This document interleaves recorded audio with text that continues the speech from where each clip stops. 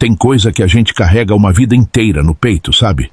Hoje, com meus 77 anos nas costas, decidi dividir com você o peso daquele segredo que marcou minha vida inteira. Era 1955. Eu tinha 8 anos. E nossa casa na Rua das Flores era a maior da vizinhança. Não por ser rica, mas porque abrigava uma família inteira. Minha avó escolástica, que era conhecida por Iaia, governava aquele pequeno reino com mão firme e olhar severo. Deus que me perdoe. Mas aquela senhora tinha um jeito de olhar que penetrava na alma da gente. Baixinha, sempre de vestido escuro e cabelo preso num coque apertado, ela era o que se podia chamar de matriarca. Nossa casa era dessas antigas, com corredor comprido, quartos enormes e um quintal que parecia não ter fim. O assoalho de madeira rangia contando histórias de 3 gerações, e as paredes grossas guardavam mais segredos que confessor de igreja. Todo fim de tarde, o cheiro do café fresquinho da vó Iaia se misturava com o perfume dos jasmins que ela cultivava na janela da cozinha. Morávamos todos juntos, eu, minha mãe Rosa, vó Iaia, tio Antônio, que era irmão da minha mãe, minha tia Zefa, esposa dele, e meus 3 primos. José, que tinha minha idade, era meu companheiro de todas as horas. Miguel, 2 anos mais velho, vivia implicando comigo, e Clara, 3 anos mais nova, era uma menina boa. Minha mãe trabalhava como cozinheira na casa paroquial. Saía cedinho, ainda no escuro, e só voltava depois que o sino da igreja batia 6 horas. Era uma mulher bonita, minha mãe. Tinha os cabelos pretos como asa de graúna, e um jeito manso de falar. Mas carregava uma tristeza no olhar que, na época, eu não entendia. Todo mundo dizia que meu pai tinha morrido num acidente antes de eu nascer. Era a história oficial, repetida tantas vezes que até eu acreditava sem questionar. Mas havia detalhes que não se encaixavam, como a falta de fotografias dele, ou o jeito como as conversas mudavam de rumo quando eu perguntava sobre o assunto. Vó Iaia tinha um baú antigo no quarto dela, desses de madeira escura com fechadura de ferro trabalhado. Volta e meia, eu a pegava olhando alguma coisa lá dentro, mas quando percebia minha presença, fechava tudo rapidinho e guardava a chave no bolso do avental. Na escola, as professoras tinham um jeito diferente de me tratar. Dona Jurema, principalmente, sempre me olhava com uma mistura de pena e curiosidade. Quando tinha festa de Dia dos Pais, ela inventava uma atividade especial só para mim, diferente dos outros alunos. As beatas da igreja também não ajudavam. Quando passavam por mim na rua, faziam o sinal da cruz e cochichavam entre si. Minha mãe dizia que era porque eu era um menino muito bonito, mas hoje sei que era por outro motivo. O que mais me intrigava era o comportamento do padre Tomás.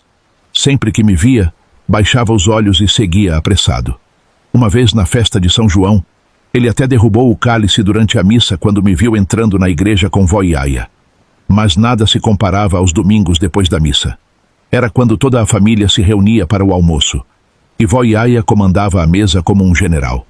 Tinha que rezar antes de comer, é claro, e ai de quem pusesse o cotovelo na mesa ou falasse de boca cheia. Era nesses momentos que eu mais sentia o peso do segredo que todos carregavam. Bastava alguém mencionar a igreja ou o padre Tomás, que um silêncio pesado caía sobre a mesa e os adultos trocavam olhares significativos. À noite, antes de dormir, eu costumava ouvir as conversas sussurradas no quarto de vó Iaia. Minha mãe sempre chorava, e a voz firme da minha avó repetia: "Tenha fé, minha filha. Deus sabe o que faz." Na época, eu não entendia o porquê de tanto choro e tanto mistério. Mas o tempo tem um jeito próprio de revelar as verdades que a gente tenta esconder. Nossa cidadezinha era daquelas que você podia atravessar de ponta a ponta em menos de meia hora, andando devagarinho. Mas o que faltava em tamanho, sobrava em fofoca. As notícias corriam mais rápido que água de enxurrada, e segredo ali tinha vida curta. A Praça Central era o coração pulsante da cidade. De um lado, a imponente igreja de Nossa Senhora do Perpétuo Socorro, com suas torres altas que pareciam querer tocar o céu. Do outro, o coreto onde a bandinha tocava nas festas de domingo. Era ali que a vida acontecia, que os namoros começavam e que os destinos eram selados. Padre Tomás era figura onipresente. Alto, de ombros largos e olhos penetrantes, ele comandava não só a paróquia, mas parecia ter influência sobre cada aspecto da vida na cidade. Quando ele passava, as pessoas se curvavam em respeito, quase beijando sua mão. "Bença, padre", era o que mais se ouvia.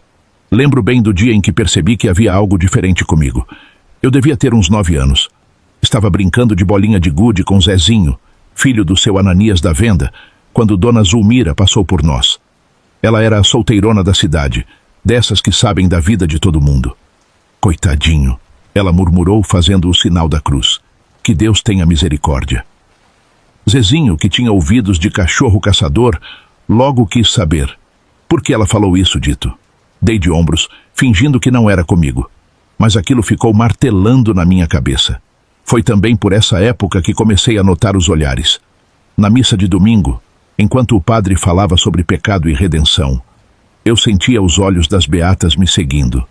Eram olhares de pena misturada com algo que eu não sabia nomear na época, mas hoje reconheço como reprovação. Em casa, a proteção era sufocante. Vó e aia não me deixava brincar na rua depois que escurecia. "Menino tem que estar em casa antes do Ângelus", ela dizia, se referindo à oração que tocava no sino da igreja às 6 da tarde. Minha mãe Rosa vivia me enchendo de mimos. Sempre que voltava do trabalho na casa paroquial, trazia alguma guloseima.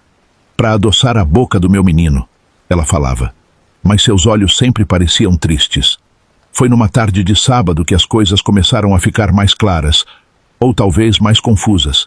Eu estava ajudando o tio Antônio a consertar a cerca do quintal, quando ouvi uma conversa vinda da cozinha.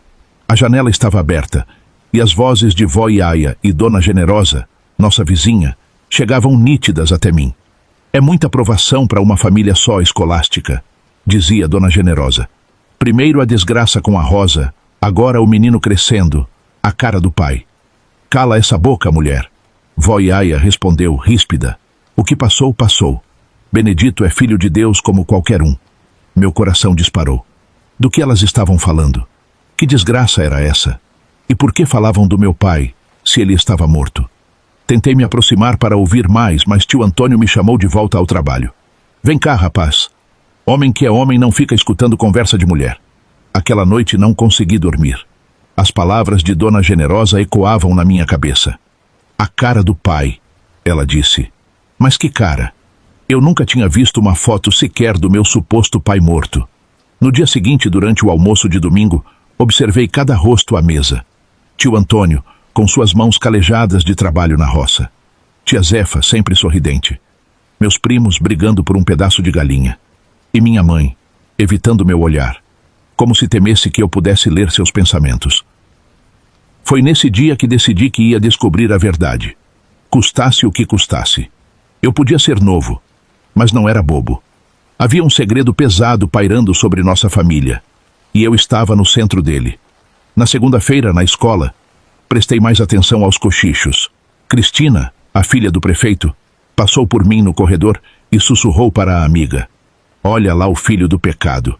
Filho do pecado? O que isso significava?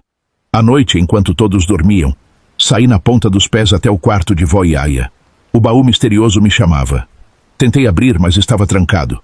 Frustrado, voltei para a cama. Naquela noite, sonhei com um homem sem rosto, vestido de batina. Ele me estendia a mão, mas quanto mais eu tentava alcançar, mais ele se afastava. Acordei suado, com o coração aos pulos. No ano de 57, eu tinha acabado de completar 10 anos. O calor do sertão castigava, e as cigarras cantavam sem parar nos pés de juazeiro do pátio da escola.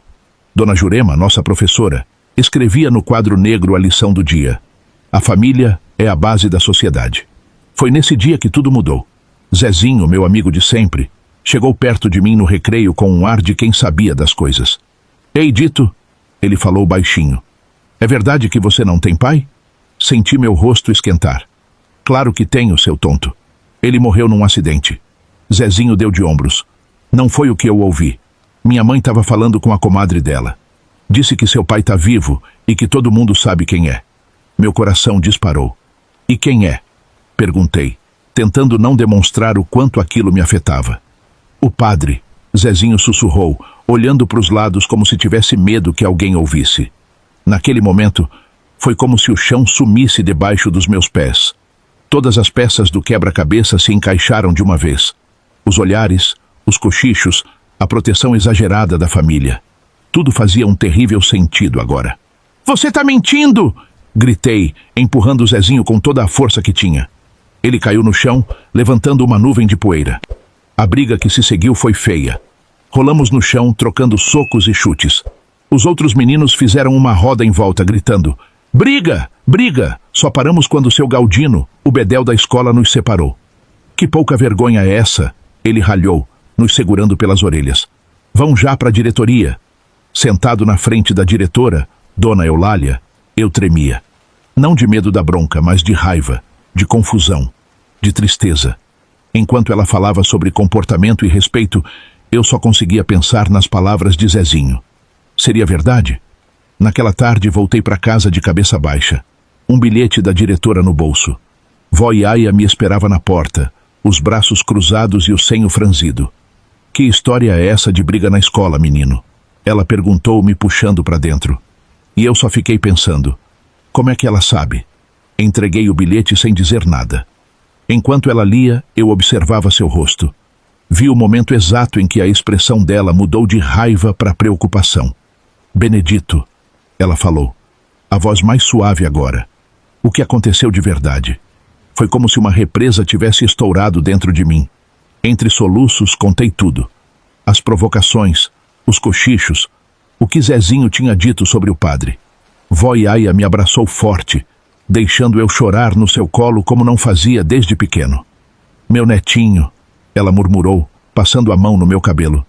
"Tem coisa nesse mundo que é difícil de entender. Mas saiba que você é amado, viu? Muito amado." Naquela noite, ouvi mais cochichos vindos da cozinha. Minha mãe tinha chegado do trabalho, e ela e vó Iaia conversavam em voz baixa. Colei o ouvido na porta para tentar escutar. "Ele já está desconfiando, Rosa." A voz de vó Iaia soava preocupada. "Não dá mais para esconder. Mas contar a verdade vai destruir ele." Minha mãe respondeu, a voz embargada. "Como é que eu vou olhar nos olhos do meu filho e dizer que..." Nesse momento, o assoalho rangeu sob meus pés, e as vozes pararam de repente. Corri de volta para o quarto, o coração batendo forte. Nos dias seguintes, notei uma mudança no comportamento da minha mãe. Ela me olhava de um jeito diferente, como se quisesse dizer algo, mas não encontrasse as palavras. Os carinhos aumentaram, assim como os presentes sem motivo. Era como se ela estivesse tentando se redimir de algo. Na missa de domingo, observei o padre Tomás com outros olhos. Será que era verdade? Será que aquele homem, que eu sempre vi como uma figura distante e sagrada, era na verdade meu pai? Notei que ele evitava olhar na nossa direção, e quando dava a hóstia para minha mãe, suas mãos tremiam levemente. Foi numa tarde de sábado que finalmente criei coragem para confrontar minha mãe. Ela estava na cozinha, sovando um pão caseiro. "Mãe!" falei, a voz saindo mais fina do que eu queria. "Preciso te perguntar uma coisa." Ela se virou, limpando as mãos no avental. "O que foi, meu filho? É verdade que o padre Tomás é meu pai?" Por um momento ficamos ali, parados, olhando um para a cara do outro. "Quem te disse isso?" Ela perguntou, a voz mal saindo. "Todo mundo sabe, mãe. Só eu que não sabia." Ela se sentou na cadeira da cozinha, parecendo de repente muito velha e cansada. "Meu Deus!" ela murmurou. "Me conta tudo, mãe." Pedi, sentando ao lado dela. "Quero saber a verdade, por mais difícil que seja." "Meu filho," ela começou, a voz trêmula. "Eu era jovem e boba. O padre Tomás chegou na cidade cheio de ideias bonitas, falava que nem um doutor. Eu me encantei." Ela fez uma pausa, respirando fundo. A gente se encontrava escondido. Eu achava que era amor de verdade. Quando descobri que estava grávida, pensei que ele ia largar a batina por nós. Mas a voz dela falhou. Peguei na mão dela, sentindo como tremia. "Ele escolheu a igreja, não foi?" perguntei, já sabendo a resposta. Minha mãe assentiu, as lágrimas escorrendo pelo rosto.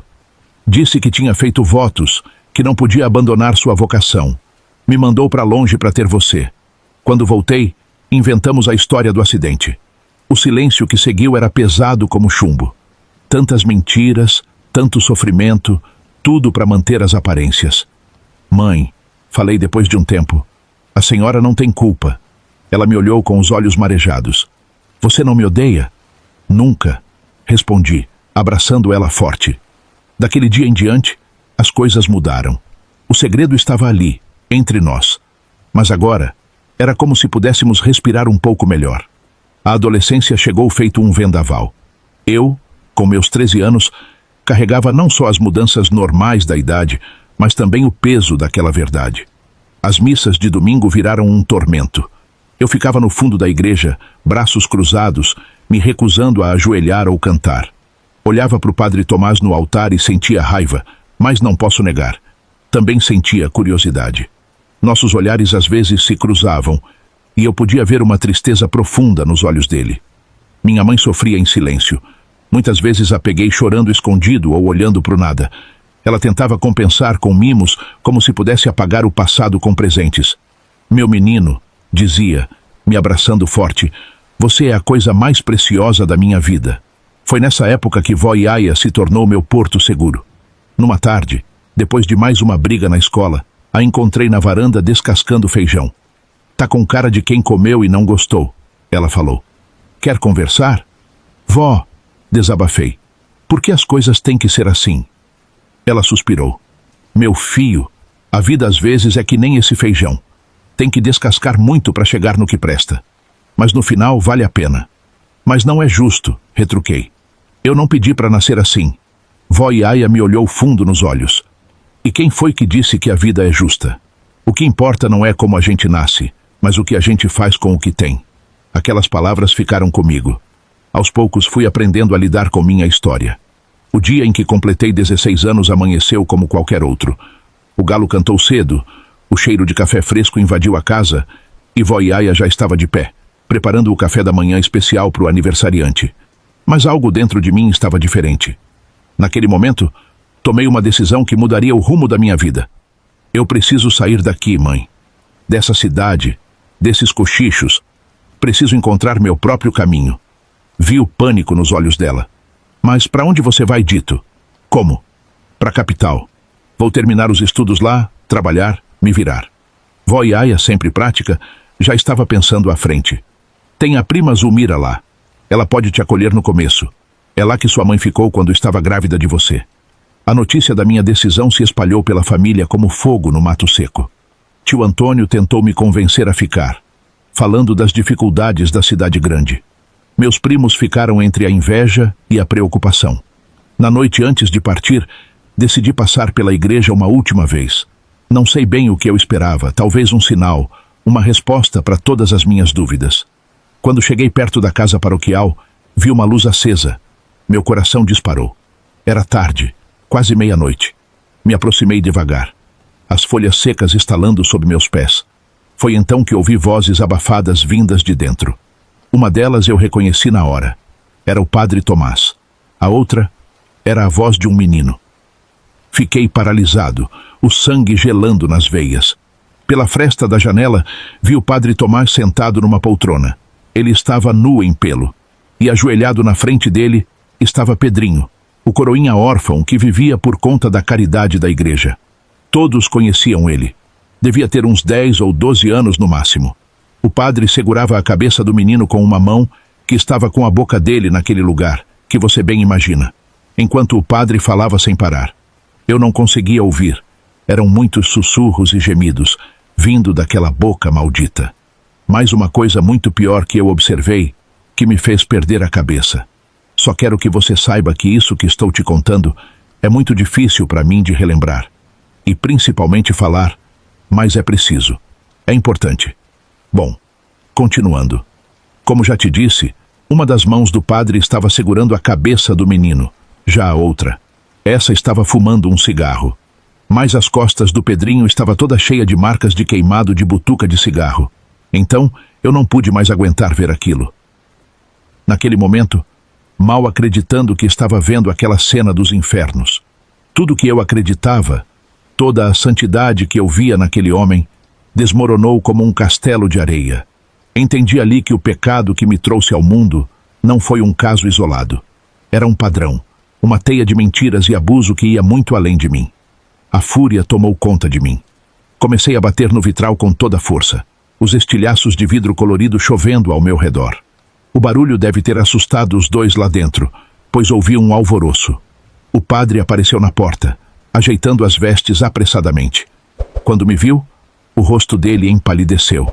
Benedito, meu filho, não é o que você está pensando. Ele gaguejou, se aproximando com as mãos estendidas. Algo dentro de mim explodiu. Anos de raiva reprimida, de dúvidas, de vergonha, tudo veio à tona de uma vez. Não sei bem o que aconteceu depois. Só me lembro de gritar, de acusar, meus punhos encontrando carne e osso repetidamente. De repente, senti braços me puxando para trás. Pessoas tinham chegado, atraídas pelo barulho. Eu gritava tentando explicar o que tinha visto, mas minha voz se perdia no meio da confusão. Ele estava com o Pedrinho. Vocês não entendem? Ele é um monstro. Eu berrava, mas ninguém parecia me ouvir. Vi o padre sendo amparado, sangue escorrendo de seu nariz, e todo o rosto, o olhar de mártir no rosto. As beatas o cercavam, lançando olhares de ódio na minha direção. Demônio! Ouvi alguém gritar. Como ousa atacar um homem de Deus? Não demorou muito para a polícia chegar. Fui arrastado para fora, ainda gritando acusações. As algemas geladas em meus pulsos pareciam selar meu destino. Enquanto era levado, vi Pedrinho parado na porta da casa paroquial, os olhos arregalados de medo e confusão. Na delegacia, tentei explicar o que tinha visto, mas as palavras pareciam vazias até para mim. Quem acreditaria no filho bastardo contra a palavra de um padre respeitado? Para eles, eu era só um encrenqueiro, um garoto problemático com raiva do mundo. Passei a noite na cela, ouvindo os comentários dos policiais. Esse aí sempre foi um problema, diziam. Coitado do padre Tomás, atacado por um ingrato desses. Ali naquela cela tinha um colchãozinho fino, com um cobertor mais fino ainda. Tinha também uma comadre, tão pequena que com um mijo já encheu. Na manhã seguinte, acordei com o barulho da cela sendo aberta. Vi vó Iaia, o tio Antônio, e minha mãe entrando, os rostos pálidos de preocupação. Nunca tinha visto eles tão assustados. Meu filho, o que foi que você fez? Minha mãe perguntou, a voz tremendo. Tentei explicar, as palavras saindo atropeladas. Contei o que tinha visto, o horror daquela cena, a raiva que senti. Mas à medida que falava, via a incredulidade nos olhos delas. Benedito, você deve ter se enganado. Vó Iaia falou, balançando a cabeça. Padre Tomás é um homem de Deus. Ele nunca faria uma coisa dessas. A realidade da situação começou a pesar. Naquela época, em uma cidade pequena do interior, a palavra de um padre era lei. Acusar um religioso de algo tão grave era praticamente heresia. Vocês têm que acreditar em mim, implorei. Por que eu mentiria sobre isso? Minha mãe suspirou, passando a mão no rosto cansado.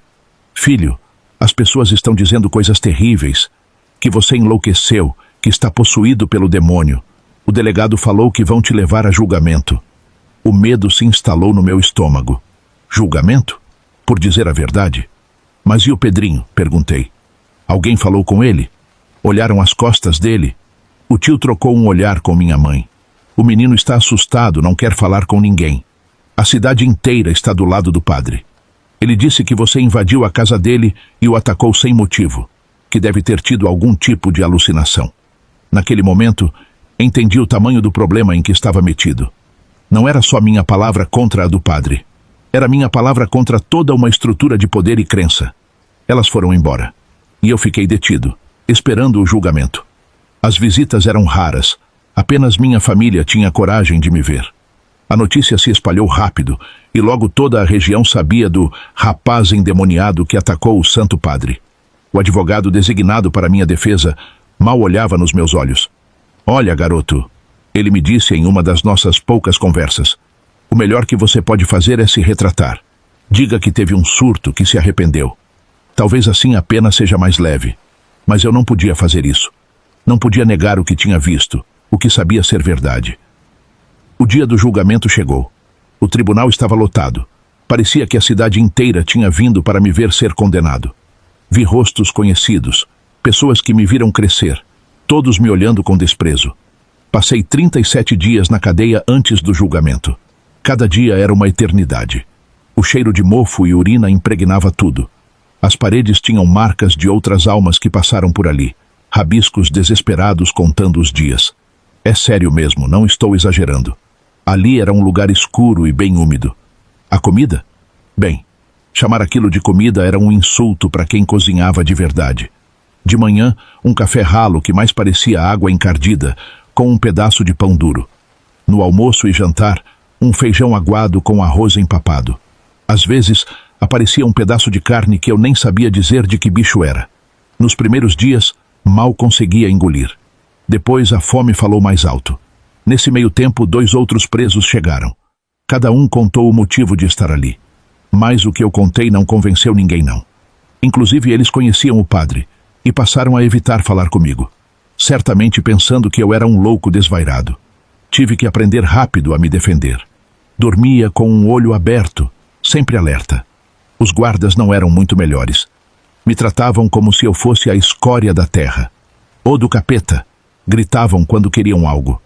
As pancadas vinham fácil, por qualquer motivo ou sem motivo nenhum. As visitas da minha mãe e da vó Yaya eram o único alívio. Elas vinham uma vez por semana, trazendo um pouco de comida decente. Vó Yaya sempre dizia: "Aguenta firme, meu filho, a verdade há de aparecer." A avó, no começo, não acreditou em mim, mas depois viu que eu mantive minha palavra até o fim. Então ela também tomou como verdade absoluta. Eles lá de casa, que todo santo domingo estavam na igreja, agora já não iam mais. E a mãe foi ameaçada a sair do emprego, já que tinha ligação com a igreja. Mas acho que eles decidiram manter ela por perto, para se manterem informado. Eu tentava me agarrar a essas palavras nos momentos mais difíceis. Quando o frio da noite entrava pelos ossos, quando ouvia os gritos de outros presos sendo disciplinados, quando a solidão ameaçava me engolir. No dia do julgamento, me levaram cedo para o fórum. Estava fraco, mais magro, com olheiras fundas, mas dentro de mim, a chama da verdade ainda queimava. O tribunal estava lotado. Aqueles olhares doíam mais que qualquer pancada que levei na cadeia. Quando o juiz entrou, senti o peso do mundo nas minhas costas. Ali, naquela sala abafada, cheia de gente que já tinha me condenado, eu sabia que minha vida estava prestes a mudar para sempre. O padre Tomás foi chamado. Parecia que o nariz dele estava torto. Certamente foi eu quem quebrei. Até o juiz fez o sinal da cruz. Ele estava abatido, mas mantinha aquele ar de santidade que sempre o cercou. Quando subiu para testemunhar, falou com voz embargada sobre como tinha tentado me ajudar todos esses anos, mantendo minha mãe empregada. Falou de como se sentia responsável por mim, o filho órfão de sua paróquia. Não sei o que deu nele, meritíssimo. Ele disse, lágrimas nos olhos. Só posso imaginar que alguma força maligna o possuiu naquele momento. Rezo todos os dias pela alma dele. Quando chegou minha vez de falar, senti todos os olhares sobre mim. Contei o que tinha visto, cada detalhe doloroso. Mas a cada palavra, via os rostos se contorcendo em descrença e horror. Não pelo que eu descrevia, mas por eu ter a audácia de dizer tais coisas. O veredito veio rápido. Culpado. A sentença: 3 anos de prisão, com possibilidade de redução, se eu demonstrasse arrependimento e aceitasse tratamento psiquiátrico. Quando o juiz estava prestes a bater o martelo, confirmando minha sentença, algo inesperado aconteceu. O padre Tomás se levantou, sua figura imponente silenciando o burburinho da sala. "Meritíssimo", ele disse, sua voz ecoando no tribunal. "Se me permite, gostaria de fazer uma declaração." O juiz, surpreso, fez um gesto para que ele continuasse. O padre se virou para mim, seus olhos encontrando os meus pela primeira vez desde o incidente. "Não posso permitir que este jovem seja condenado", ele declarou, para o espanto de todos. "Retiro minha queixa contra Benedito." Um murmúrio de surpresa percorreu a sala.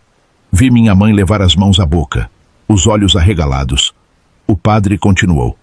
"Na verdade, já vinha pensando em fazer isso há algum tempo. Mas Deus falou comigo e me disse que era necessário deixar o rapaz ali naquela cela por mais um tempo, para que ele refletisse sobre suas ações e encontrasse o caminho da redenção." As pessoas no tribunal começaram a sussurrar entre si, muitos com olhares de admiração direcionados ao padre. Sua misericórdia parecia confirmar sua santidade aos olhos deles. "Este jovem precisa de orientação, não de prisão", o padre concluiu. sua voz carregada de uma falsa compaixão que fez meu estômago revirar. Peço ao tribunal que considere uma pena alternativa. Talvez trabalho comunitário sob supervisão da igreja. O juiz, visivelmente impressionado pela atitude do padre, assentiu solenemente. Dada a generosidade do padre Tomás e sua disposição em retirar a queixa, vou reconsiderar a sentença, ele declarou. Enquanto as pessoas ao meu redor murmuravam em aprovação à atitude nobre do padre, eu me sentia nauseado. Aquele homem, que eu sabia ser culpado de crimes hediondos, estava mais uma vez manipulando a todos com sua falsa santidade.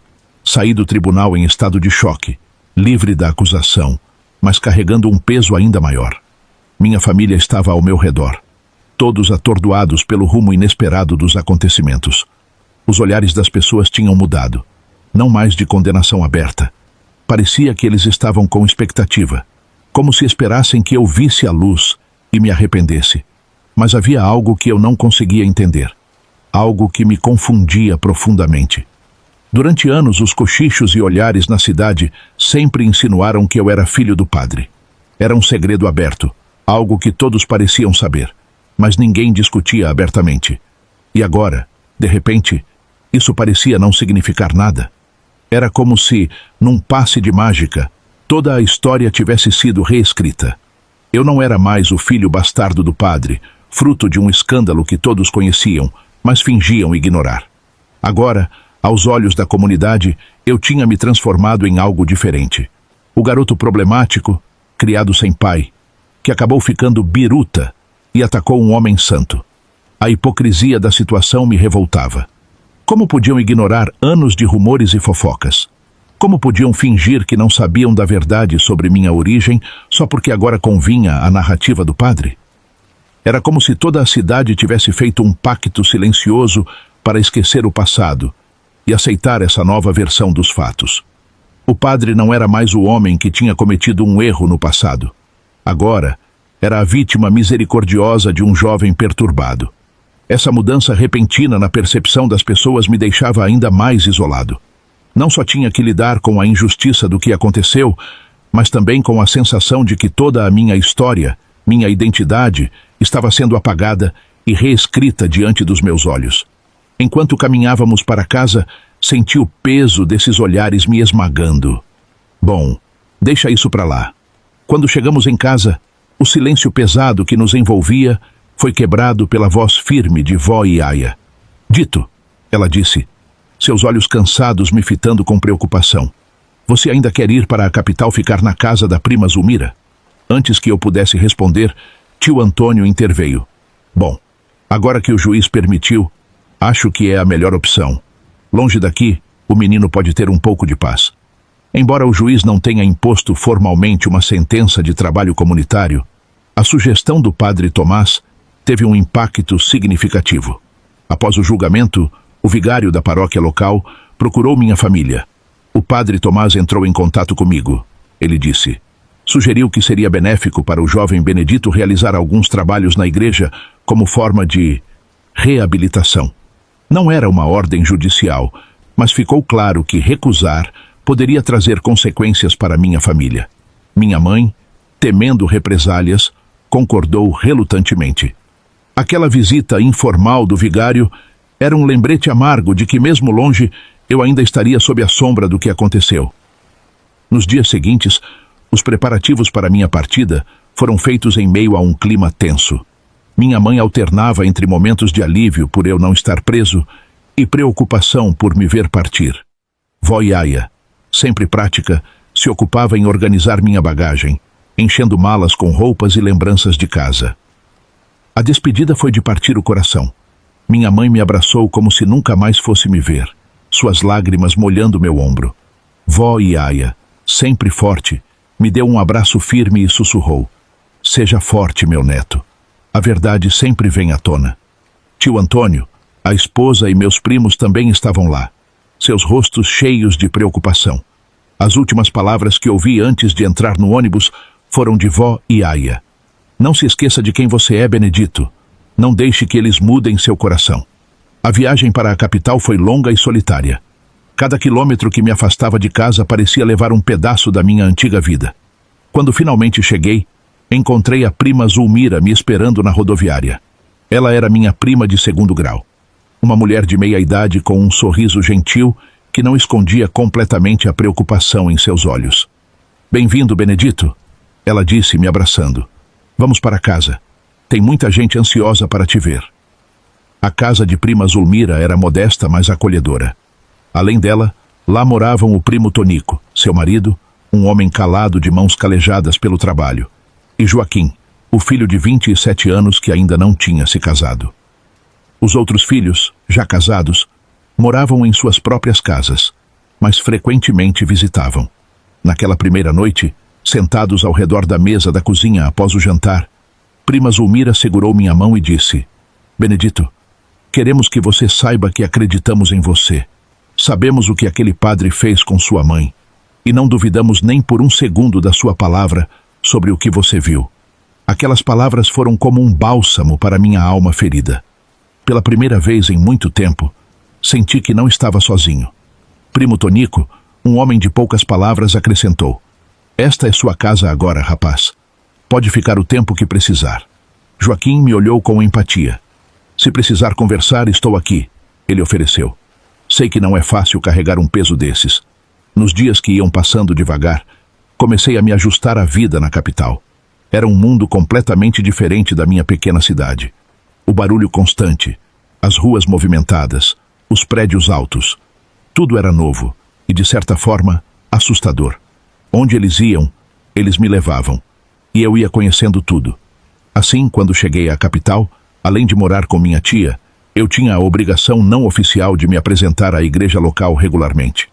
O padre de lá, claramente informado sobre minha situação, me designava tarefas: limpar o pátio, organizar os bancos, ajudar na distribuição de doações. Para mim, essas tarefas eram um lembrete constante do poder que o padre Tomás ainda exercia sobre minha vida, mesmo estando longe. Cada vez que eu entrava na igreja para cumprir minhas obrigações, sentia o peso daquela injustiça, mas sabia que precisava aguentar, pelo menos por enquanto, para proteger minha família e manter a paz. Era difícil estar em um ambiente que me lembrava tanto do que tinha acontecido, mas me esforçava para cumprir minhas obrigações sem chamar atenção. À noite, muitas vezes eu acordava suando, assombrado por pesadelos onde via o rosto do padre Tomás. Nesses momentos, a presença reconfortante da minha nova família era fundamental. Joaquim se tornou mais que um primo. Era um amigo, um confidente. Ele me levava para conhecer a cidade, me apresentava a seus amigos, tentava me ajudar a construir uma nova vida. Mas apesar do apoio que recebia, o peso do que tinha acontecido nunca me abandonava completamente. Às vezes, quando andava pelas ruas da capital, tinha a sensação de que estava sendo observado.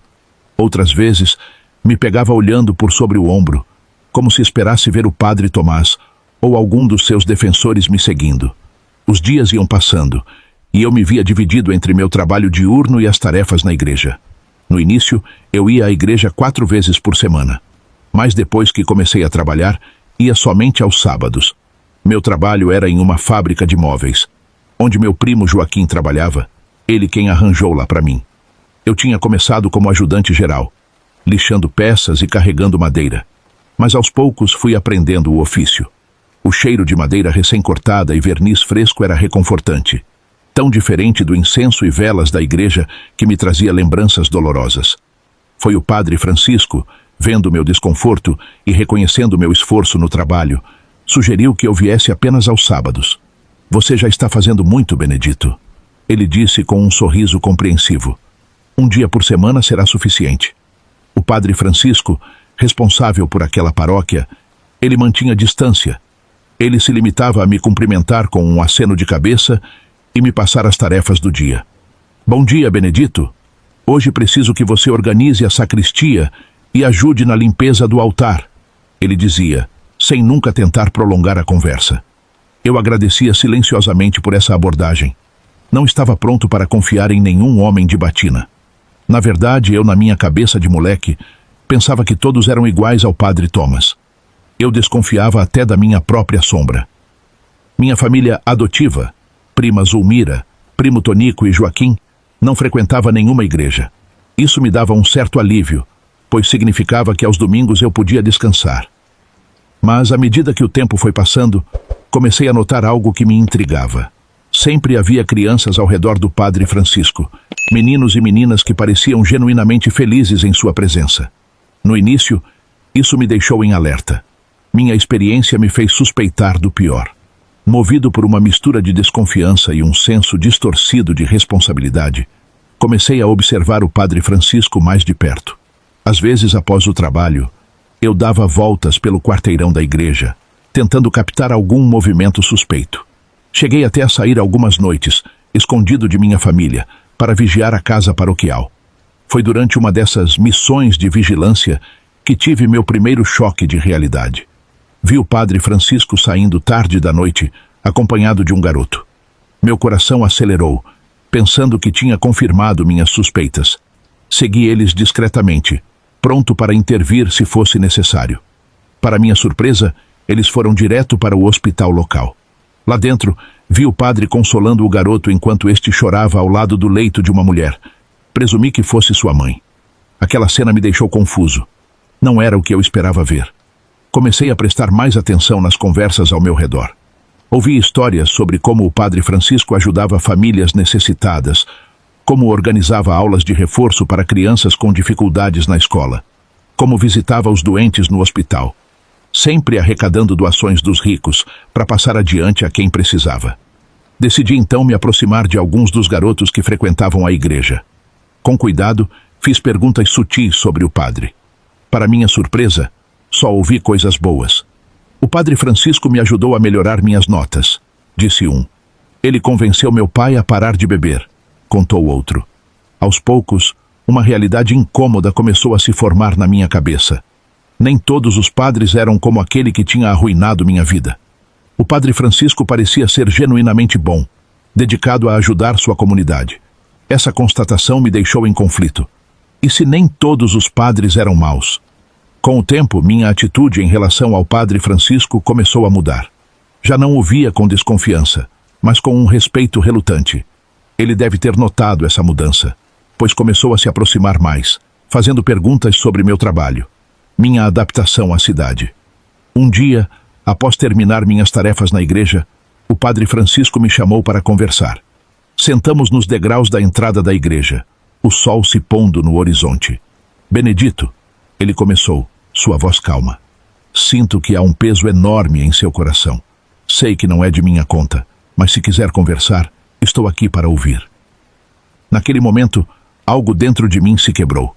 Talvez fosse o cansaço de carregar aquele peso, ou talvez a gentileza em sua voz. Antes que eu percebesse, as palavras começaram a fluir. Contei tudo.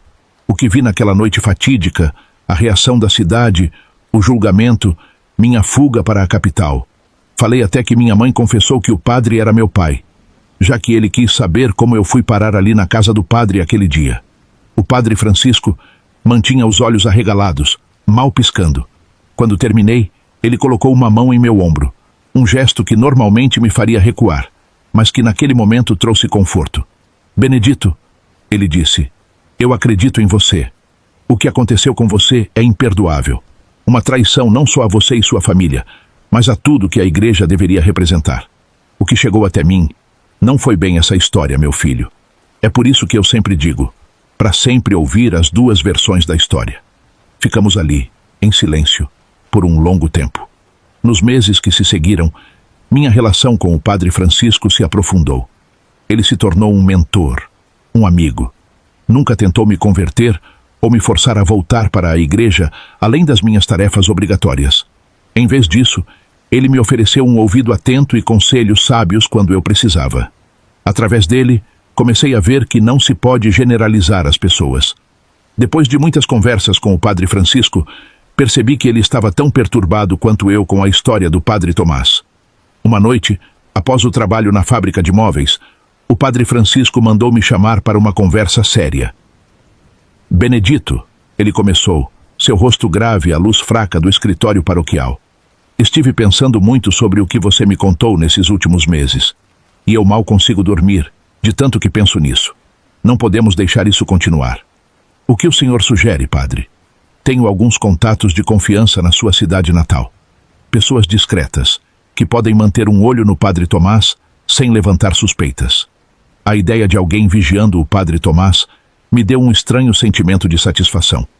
Eu sabia bem que eles iriam descobrir algo, cedo ou tarde. E se eles virem algo? Perguntei. Então teremos evidências, respondeu o Padre Francisco. Mas precisamos ser cautelosos. Acusar um padre é algo muito sério, especialmente sem provas concretas. Nos meses seguintes, o Padre Francisco manteve contato regular com seus informantes. Eu continuava meu trabalho na fábrica e minhas tarefas de sábado na igreja, tentando levar uma vida normal, mas sempre com um ouvido atento a qualquer notícia da minha cidade natal. Nesse tempo, eu já com 17 anos, conheci uma moça maravilhosa. Era a Dinorá. Ela trabalhava na mercearia do seu Juvenal, perto da fábrica de móveis onde eu estava empregado. Todos os dias, na hora do almoço, eu passava por lá para comprar uma fruta ou um pão, só para ter a chance de ver ela. Dinorá era um ano mais nova que eu, com cabelos negros que caíam em cachos sobre os ombros e olhos cor de mel. Sua risada era contagiante, e logo percebi que estava procurando desculpas para visitar a mercearia com mais frequência. Um dia, criei coragem e a convidei para um passeio no domingo. Para minha alegria, ela aceitou. Passamos a tarde caminhando pelo parque da cidade, conversando sobre nossas vidas, nossos sonhos. Pela primeira vez em muito tempo, me senti como um adolescente normal, sem o peso do meu passado me puxando para baixo. Conforme os dias se passaram, Dinorá e eu nos aproximamos cada vez mais. Ela era doce e compreensiva, e aos poucos fui me sentindo seguro o suficiente para compartilhar partes da minha história com ela. Para minha surpresa, ela não recuou.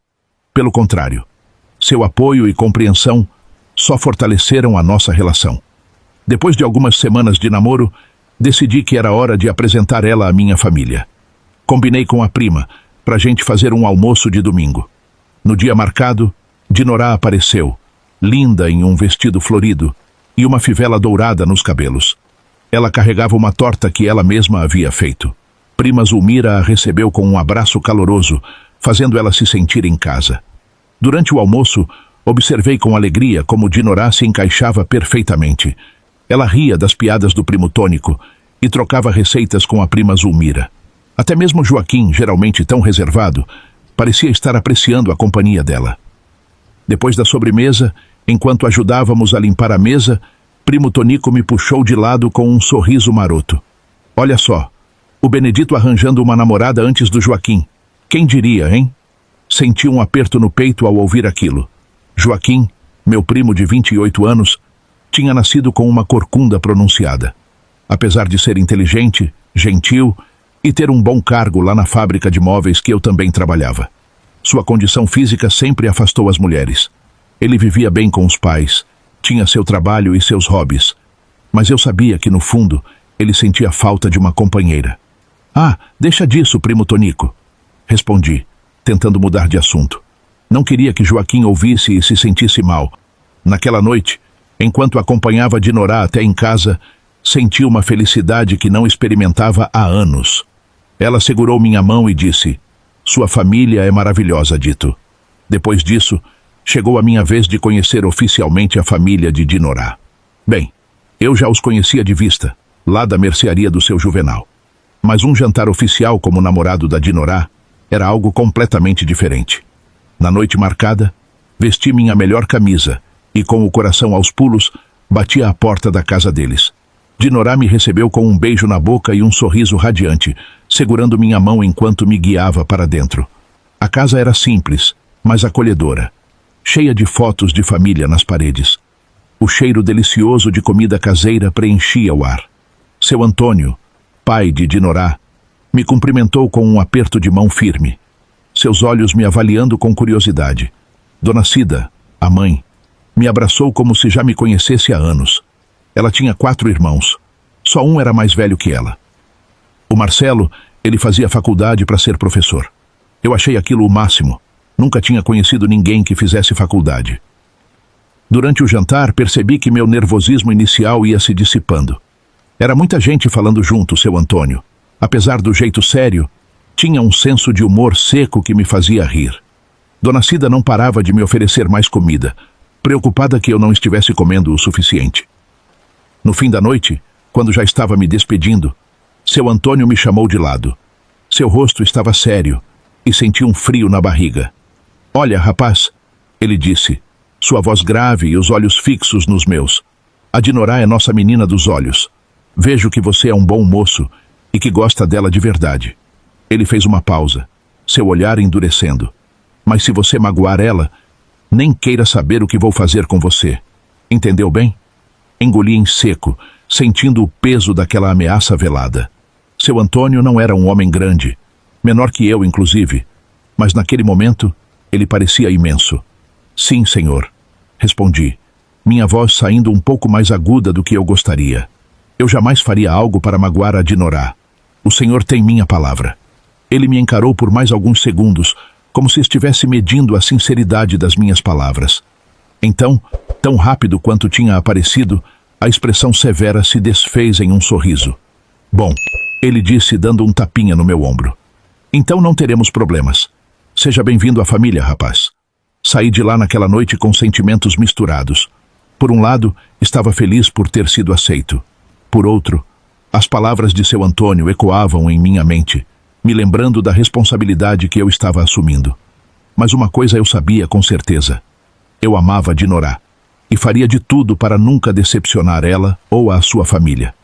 Foi numa tarde de sábado, 4 meses depois da nossa conversa inicial, que o padre Francisco me chamou com urgência. Seu semblante estava sério, quase apreensivo. "Benedito", ele disse em voz baixa, olhando ao redor para garantir que ninguém nos ouvia. "Recebi informações delicadas sobre o padre Tomás. Naquela época, denúncias contra padres eram tratadas com um silêncio quase absoluto. A igreja controlava rigidamente qualquer tipo de escândalo, especialmente algo tão grave. Um conhecido meu", continuou o padre Francisco, "conseguiu conversar e conquistar a confiança do Pedrinho. O menino estava assustado, mas revelou algumas coisas preocupantes, muito revoltantes. Naquela época, denúncias contra padres eram tratadas com um silêncio quase absoluto. A igreja controlava rigidamente qualquer tipo de escândalo, especialmente algo tão grave. Benedito, o padre Francisco disse, sua voz carregada de uma indignação contida. Nossos contatos flagraram o padre Tomás em situações comprometedoras. Pedrinho, aquele mesmo órfão que você viu com o padre naquela noite, antes do padre terminar de falar, eu cortei as palavras dele. Eu já tinha entendido. Sabia quem era o Pedrinho. O que exatamente viram? Perguntei, sentindo meu estômago revirar. Flagramos cenas impróprias, disse o padre Francisco, escolhendo as palavras com cuidado. Momentos em que o padre Tomás estava sozinho com crianças em situações que não deveriam acontecer. Inicialmente, os contatos do padre Francisco apenas observaram, sem revelar nada a ninguém. Anotaram detalhadamente em cadernetas pequenas, datas, horários, locais, descrições de comportamentos suspeitos. Nada que pudesse chamar atenção. Conversas aparentemente casuais com pessoas próximas à igreja, olhares discretos, anotações feitas longe de qualquer suspeita. Por isso estavam demorando tanto. Eram informações colhidas com a cautela de quem sabe que um movimento em falso poderia fazer tudo desmoronar. Nenhuma prova física, apenas relatos e observações cuidadosas que, somadas, formavam um quadro cada vez mais claro dos abusos do padre Tomás. E o Pedrinho? Perguntei. Decidimos conversar com ele em particular, explicou o padre Francisco. Conquistamos a confiança do menino. Revelamos o que tínhamos visto, mostramos que sabíamos o que estava acontecendo. No primeiro momento, Pedrinho ficou apavorado. Tremendo, disse que não teria coragem de revelar nada. Tinha medo de represálias, de não ser acreditado. Prometemos proteger ele, continuou o padre. Garantimos que ele não estaria sozinho, que o ajudaríamos. Foi então que Pedrinho começou a contar. Primeiro hesitante, depois com mais detalhes. Não só sobre si, mas sobre outros meninos e meninas. Mais crianças, padre? Meu Deus do céu! Quantas vítimas? Perguntei. 16, respondeu o padre Francisco. 16 crianças que tiveram sua infância destruída. Eu quase caí para trás. A brutalidade da revelação me deixou sem palavras. E era só isso. Eles já sabiam de tudo. E agora iriam tomar as devidas providências. Demorou. Meses se passaram. Pedrinho e outras crianças finalmente ganharam coragem para denunciar formalmente. Primeiro na diocese, depois na delegacia local. O delegado, inicialmente cético, mudou de postura quando viu os depoimentos das crianças. As marcas nos corpos, os relatos consistentes vinham de meninos e meninas que moravam na casa de acolhimento da Berenice. A casa ficava no quarteirão dos fundos da igreja, um casarão antigo onde Dona Berenice, uma senhora viúva respeitada na cidade, acolhia crianças pobres e órfãs. O padre Tomás sempre foi visto como um benfeitor, ajudando com doações, levando as crianças para passeios, empregando elas na igreja e comunidade. Mas era justamente ali, naquele lugar visto como um refúgio, que o padre escolhia suas vítimas. Crianças sem família, sem recursos, sem quem as defendesse. Meninos e meninas entre 8 e 14 anos que dependiam completamente da caridade da igreja e da Dona Berenice. Crianças que ninguém iria questionar. Crianças que ninguém iria acreditar. O bispo, pressionado pelos documentos e pelo escândalo iminente, não teve escolha senão tomar providências. Numa reunião sigilosa com o delegado e alguns padres de confiança, decidiram afastar Padre Tomás imediatamente. A notícia se espalhou pela cidade do interior como um rastilho de pólvora, tanto que minha mãe, não aguentando a pressão, decidiu me visitar na capital, trazendo as últimas fofocas. Chegou numa tarde ensolarada, e a prima Clara veio junto. Que alegria ver aquelas duas. Senti um aperto no peito de saudade de casa. A Clarinha era como uma irmã que eu nunca tive. Sempre fora assim desde pequenos, crescendo juntos naquela casa cheia de gente. Bom, ela e os irmãos também eram como irmãos para mim. Miguel, que sempre me implicava. José, meu parceiro de todas as horas. Mas a Clara, ela tinha algo especial. Sempre me defendeu, sempre esteve ao meu lado. Foi muito bacana a mãe ter ido. Afinal, a última vez que ela esteve na capital foi quando estava grávida de mim. Naquela época fugida, esperando meu nascimento longe dos olhares da cidade. Depois que tomamos café, conversamos um pouco, a casa acalmou. Foi quando minha mãe começou. Vim te contar uma coisa, Dito. Seu olhar era diferente. O que foi, mãe? Perguntei. Dito, a mãe disse, você não vai acreditar no que aconteceu. Contou que a cidade estava um verdadeiro pandemônio por causa do escândalo do padre Tomás. Os rumores primeiro saíram discretos da casa da Dona Berenice. Aquele casarão nos fundos da igreja onde viviam os órfãos. A cidade não fala em outra coisa, disse minha mãe. Ninguém vai mais à missa. As pessoas estão chocadas. As línguas da cidade não paravam de se mexer. O escândalo tinha estourado e não havia mais como abafar. Mas agora era diferente. Estavam falando de mim, daquele dia em que confrontei o padre Tomás. Lembra quando você foi preso por agredir o padre? Ela disse. Pois é. Agora todo mundo sabe que você estava certo, mas ninguém te deu ouvidos na época. Contou que as pessoas que me chamavam de louco, de endemoniado, agora baixavam a cabeça envergonhadas, quando ela e a avó Iaia passavam. As mesmas beatas que me olhavam com desprezo, que fizeram um sinal da cruz quando me olhavam, agora cochichavam nos cantos. Dizem que você foi o único que teve coragem, continuou minha mãe, que foi preso injustamente. O escândalo era maior do que qualquer um poderia imaginar. 16 crianças, 16 vidas marcadas para sempre. Levei minha mãe para conhecer a Dinorá e a família dela. Queria que ela visse como minha vida tinha mudado, como encontrei pessoas que me apoiavam. No sábado à noite, eu combinei com a mãe. Vamos à missa, sugeri. Desde tudo o que aconteceu, eu nunca mais tinha participado de uma. Mas o padre Francisco era diferente. Ele me ajudou a encontrar a verdade. Expliquei para minha mãe. Quando entramos na igreja, senti ansiedade e paz. A missa fluiu tranquila. O padre Francisco celebrava com uma serenidade que me acalmava. Nada comparado ao peso opressivo que sentia nas missas com o padre Tomás. Depois que todos foram embora, resolvi apresentar o padre Francisco à minha mãe. A Dinorá estava com a gente. A mãe estava um pouco desconfiada no início, mas depois agradeceu ao padre. Se não fosse a atitude dele, o padre Tomás ainda estaria lá na cidade tocando o terror nas crianças. Ela percebeu que o padre Francisco estava realmente do nosso lado, lutando pela justiça. Foi nesse dia que o padre nos contou que o delegado abriu um inquérito formal, que o padre estava exilado em um lugar que ninguém sabia, até segunda ordem. As crianças, acompanhadas de seus representantes da igreja, prestaram depoimentos detalhados. Cada relato confirmava os anteriores. Padre Tomás foi convocado para explicações. Confrontado com os múltiplos relatos, primeiro negou, mas diante das evidências, depoimentos, marcas físicas, documentos, acabou confessando parte dos crimes. A diocese o afastou imediatamente, enviando-o para um mosteiro distante, numa tentativa de controlar o escândalo. Mas era tarde demais. A verdade tinha escapado e não tinha mais volta. O padre Francisco me explicou. As autoridades civis e eclesiásticas não podiam mais abafar o caso. As provas eram contundentes demais. Outras vítimas, encorajadas pelos primeiros depoimentos, começaram a se manifestar.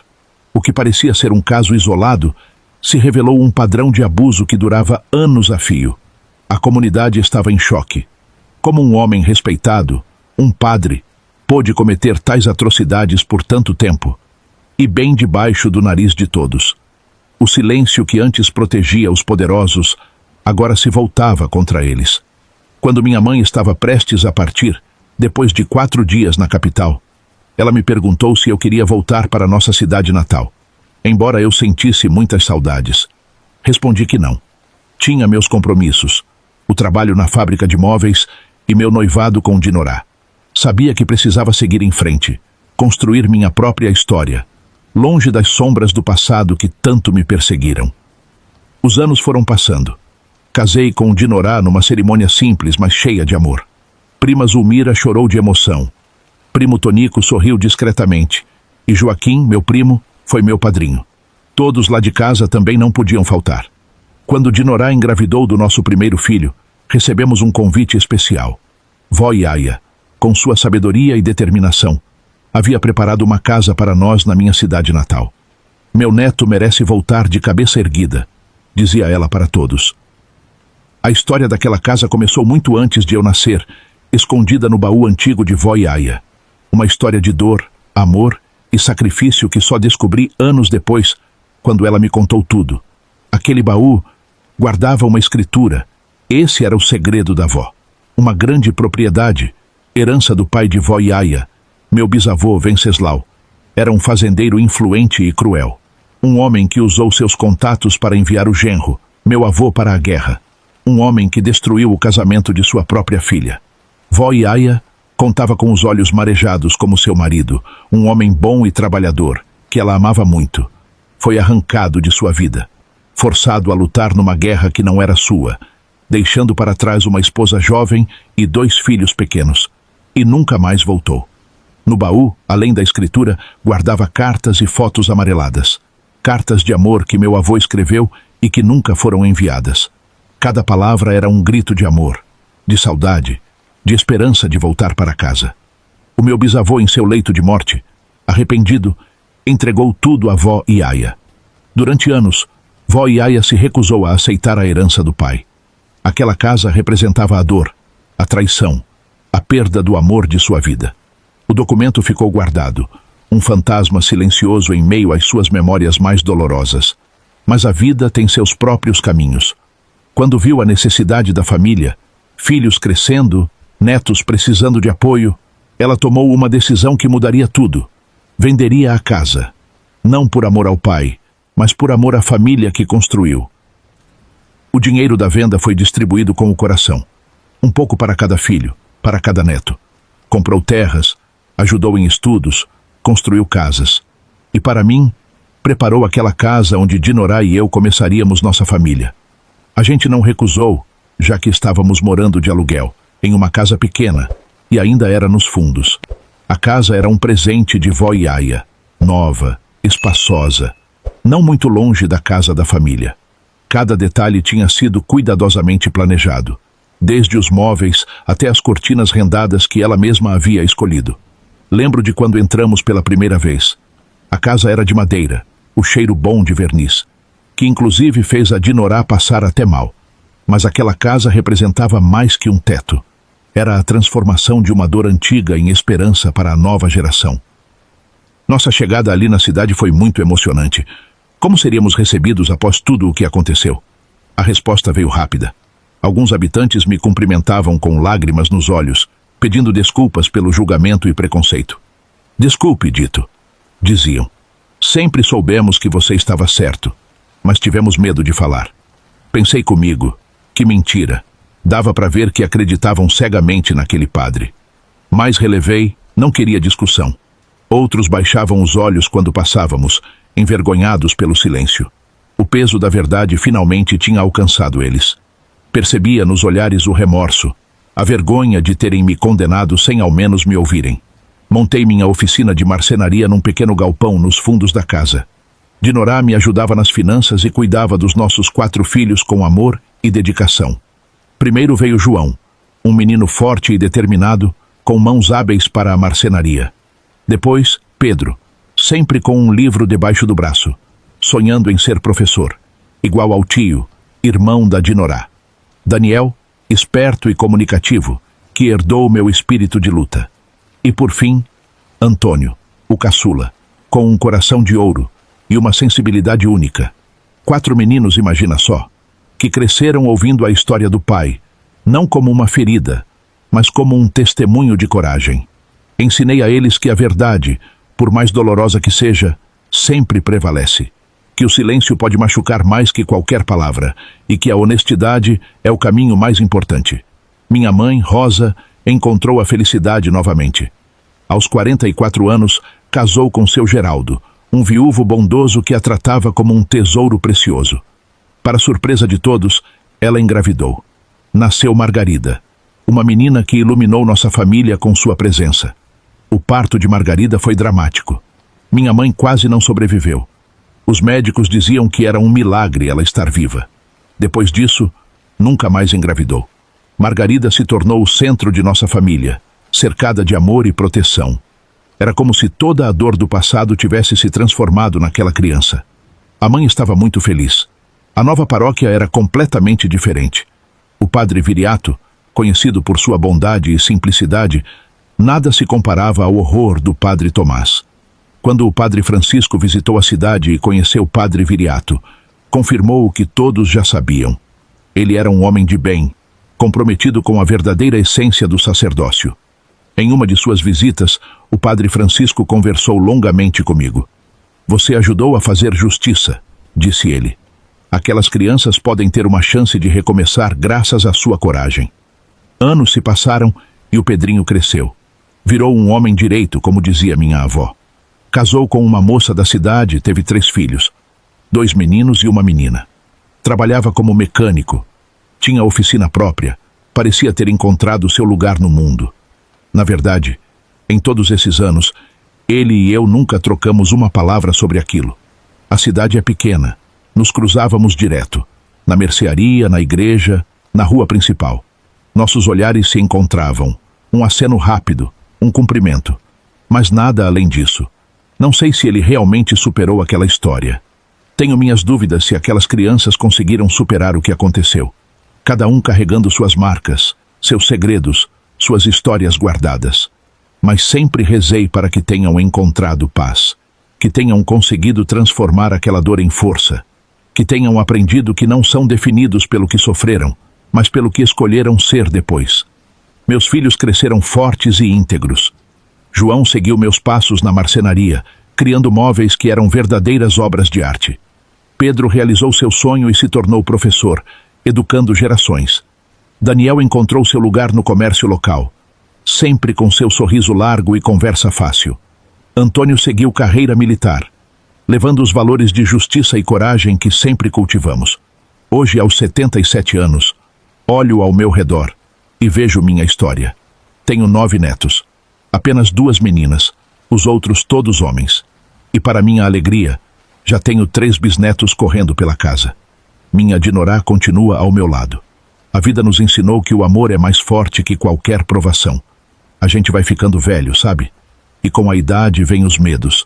Às vezes, no silêncio da noite, fico pensando na morte. Rezo pedindo a Deus que me ajude a tirar esses pensamentos da cabeça. Peço força para aproveitar cada momento com minha família. Se você ouviu minha história até aqui, saiba que sou grato. Cada palavra, cada momento que compartilhei é um pedaço da minha vida. Uma vida que, apesar de tudo, foi cheia de amor, de superação, de esperança. A vida não foi fácil, mas foi justa comigo no fim. Tenho minha família, tenho paz. E no fim, acho que é isso que importa. O pessoal do canal preparou com muito carinho para vocês o livrinho 100 chás das avós para diversos males. São receitas maravilhosas para você e toda a sua família. Tem chá para dor de barriga, para gripe, para acalmar, para dormir melhor. Tudo natural, do jeito que nossos antepassados faziam. O pessoal trabalhou muito para reunir todas essas receitas, fazer as ilustrações das ervas e explicar direitinho os benefícios, o modo de preparo, como se a própria vovó estivesse lendo para você. Quando você compra, além de ter acesso a esse conhecimento tão precioso, ainda mostra o seu apoio ao canal. Caso queira conhecer, basta clicar no primeiro link fixado, logo aí no primeiro comentário. Que Deus abençoe você e sua família.